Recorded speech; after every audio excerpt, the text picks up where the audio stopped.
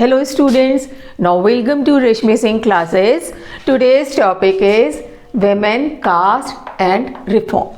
In the previous part we have discussed about the B.R. Ambedkar who started the temple entry movement. In the same series we'll study about the E.V. Ramaswamy. He is one of the social reformer, popular social reformer of 20th century. And he started the non-Brahmin movement. And non-Brahmin movement initiative from non-Brahmin caste. Non-Brahmin caste means the lower community. ये जो movement start किया गया था, ये non-Brahmin community means the lower community के जो लोग थे, उन्होंने start किया था. They had acquired access to education. क्योंकि ज्योतिराव फूले, B.R. अम्बेडकर ने भी फोकस किया था, एम्फेसाइज किया था फॉर एजुकेशन. एंड एजुकेशन के बाद तो उन्होंने इस मूवमेंट को लॉन्च किया और पार्टिसिपेट किया. E.V. Ramaswamy argued Brahmins were heir of Aryans. E.V. Ramaswamy ने आर्ग्यूमेंट दिया कि जो ब्राह्मण्स हैं they were not the true natives of India. जैसे कि ज्योतिराव फूले ने भी बताया था कि वो इन्वेडर्स थे और सेंट्रल एशिया से आए थे और हमारे ऊपर अटैक करके हमें अपना गुलाम बना लिया. सेम यही चीज़ E.V. रामास्वामी ने भी कहा था कि Brahmins were the heirs of Aryans, they were invaders who conquered land from original inhabitants. The indigenous Dravidian race means the indigenous Dravidian race were the true natives of India. और ये जो Brahmins थे they were invaders क्योंकि वो Aryans के descendants थे. Clear. And E.V. Ramaswamy challenge Brahminical claim of power. उन्होंने उसकी अपने आप को जो डोमिनेट करते थे उसके ऊपर एक क्वेश्चन मार्क लगा दिया कि वो ठीक नहीं है.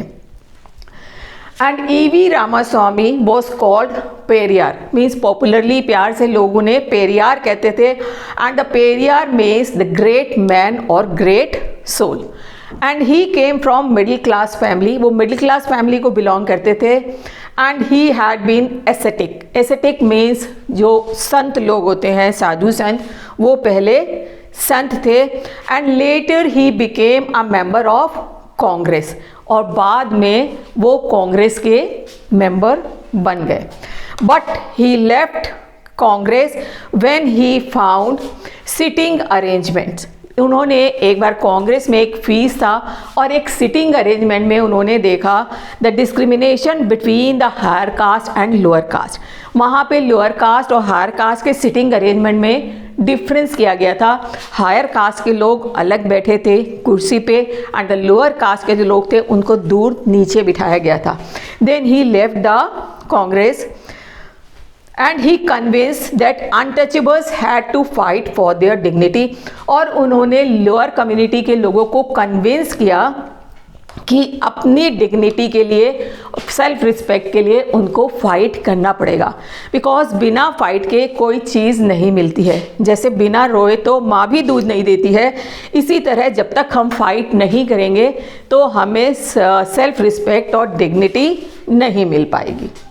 In 1920 he launched self respect movement और 1920 में उन्होंने self respect movement जो था वो लॉन्च किया against all social and religious inequalities in the society.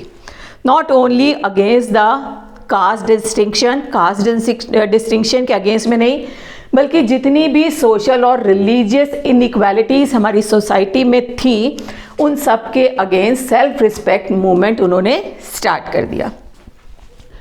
He also included marriages without priest और इसमें इन्होंने एक चीज़ ऐड की, मैरिजेस विदाउट द प्रीस्ट.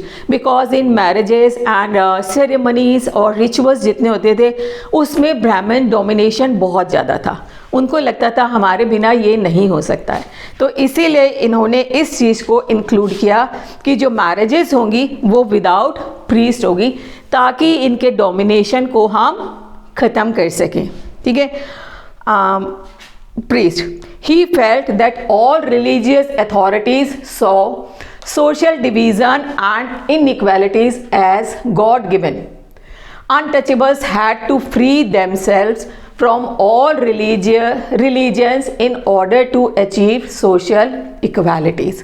अब इन्होंने कहा जितनी भी रिलीजियस अथॉरिटीज़ हैं उनका ये मानना है कि ये जो कास्ट डिस्टिंक्शन है, सोशल डिवीज़न है, ये गॉड गिवन है, ये भगवान ने हमें ऐसे ही बना के भेजा है। तो इन्होंने अनटचेबल्स को कहा कि अगर हमें उनसे फ्री होना है तो हमें सारे रिलीजन्स को छोड़ना पड़ेगा in order to achieve social equality. Social equality पाने के लिए जितनी भी रिलीजियस अथॉरिटीज़ हैं उनको हमें छोड़ना पड़ेगा, अदरवाइज हमें सोशल इक्वालिटीज़ नहीं मिल सकती। Now come to this side, he was an outspoken critic of Hindu scriptures, especially the Code of Manus. Code of Manu means the Manusmriti. ये आउटस्पोकन मीन्स बिल्कुल साफ बोलने वाले थे कि ये जो हमारे जो हिंदू स्क्रिप्चर्स हैं उनकी बड़ी इन्होंने आलोचना की। Specially code of Manu means Manusmriti. उन्होंने कहा Manusmriti is responsible for all this caste inequalities. इसकी वजह से ही ये कास्ट इनइक्वालिटीज़ हमारी सोसाइटी में एग्जिस्ट करती है। द एंशियंट लॉ गिवर, इसी की वजह से सब कुछ है। And he was against the Bhagavad Gita and Ramayana also. क्यों थे? These texts had been use to establish authority of Brahmins over lower caste and domination of men over women. अब इसको ध्यान से समझिए, भगवत गीता और रामायणा के अगेंस्ट में क्यों थे? क्योंकि उनका ये मानना था कि इन टेक्स्ट को यूज़ किया जाता है, तो किस लिए यूज़ किया जाता है कि ब्राह्मण्स हैं वो अपर कास्ट हैं और दूसरे लोअर कास्ट हैं। And domination of man over women, domination means जो मेन है वो डोमिनेट करता है विमेन को, मीन्स वो इससे सुपीरियर है। और किसकी वजह से है? एक टेक्स्ट जो भगवद गीता और रामायणा, इस टेक्स्ट को यूज करके ब्राह्मण्स ने ये बताया। The forceful speeches, writing, movements of lower caste leaders did lead the rethinking and self criticism among upper caste nationalist leader. This is so important, ये ध्यान से सुनिए। The forceful speeches, writing and movements, ये जितना भी movements हुआ और उन्होंने स्पीचेस दी, फोर्सफुल स्पीचेस, राइटिंग, मूवमेंट्स जो स्टार्ट किए, उसका कहीं ना कहीं असर पड़ा जो हमारे नेशनलिस्ट लीडर थे। क्योंकि कहते हैं ना, कई बार हम गलत काम करके भी कभी कभी हमारा ज़मीर जो है वो अंदर से कहता है कि नहीं, we are doing the wrong things.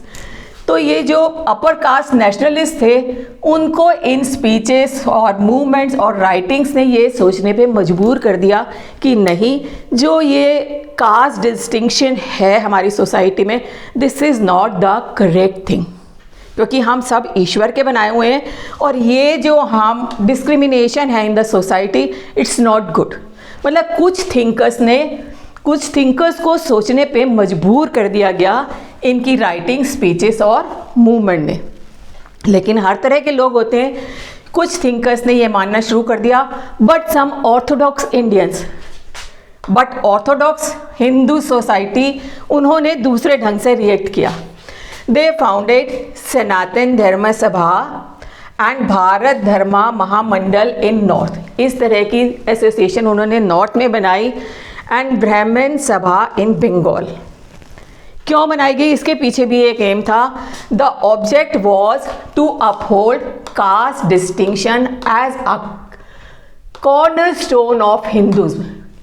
इसका ऑब्जेक्ट ये था कि ये बताना कि ये कास्ट डिस्टिंक्शन जो है, it is an essential thing of Hinduism.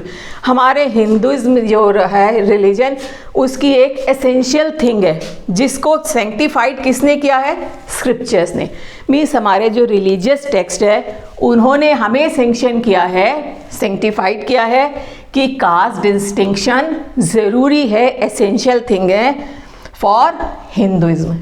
ठीक है। तो ये डिबेट लगातार चलती रही, debate and struggles continued beyond the colonial period में भी, और उसके बाद भी ये डिबेट कंटिन्यू चलती रही है, and are still going on in our own times. और अभी भी caste distinction is still exist in our society, अभी भी पूरी तरह से डिमोलिश नहीं हुई है। इतने सारे सोशल रिफॉर्मर्स के बाद भी, मूवमेंट के बाद भी it exist in our society. आशा है समझ में आया होगा आपको। अगर समझ में आया है बेटा तो आप like and subscribe the channel and don't forget to press the bell icon. Thank you.